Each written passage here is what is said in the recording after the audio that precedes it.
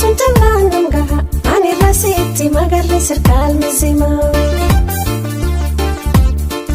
afannada bani bultida tabani cerani fokkani kagarri morkani garretu fi quran gargar numbasina ilmana yo fabo gargar numbasina ndera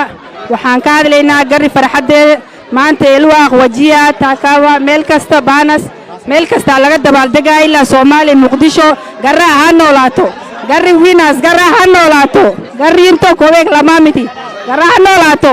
waa Yaxya Cali Nur Aadan chairmanka dulmadiidka garre ilaas waxaan soo marnay siyaasadaas oo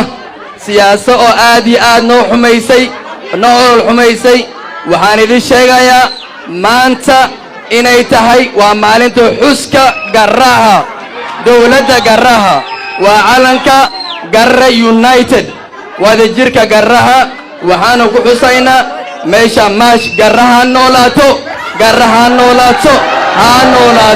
waxaan aad ugu faraxsanahay calan garro oo meel walba loogu dabaaldegayo anoo ka dhashtay gabar garro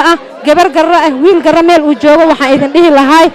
hal aan ku wada noolaano mashraxad weyn baan soo marnay oo kaambeen aan iscaafino aan isku duubanno hal aan noqonno wada jir aan ku wada shaqayno gabar walba mandheero joogto oo garre waxaan dhihi lahay hal isku ku calool furto hal iscaafi ayaan dhihi lahay saa ii taqaanin aniga magacaygu ah Ibrahim Maxamed Cali oo ku magac dheer oo biish maanta halkaan mandheero waxa ugu dabaaldegaynaa calanka mideeye oo dunida daafaheeda si heer sare looga dabaaldegayo sanadka hore alxamdulillah waxaan ku soo dabaaldegay Nairobi maantana magaaladeeda mandheero ku dabaaldegayaa waxaan dhammaan halkaan ka salaamayaa kooxdii baashan soo qabanqabaysay calanka oo team mideeye la yiraahdo kuwaas dunida dacaladeed meesha ay ka joogaanba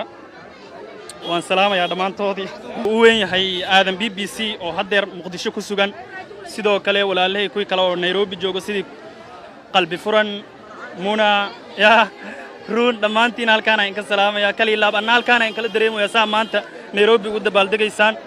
garan meel ay joogaanba maalintooda inay gartaan waayo oo mar kasta ay u soo maxaa la dhihi jiriyaan la moogaan marka intaas ku soo gabagabeynaa alxamdulillah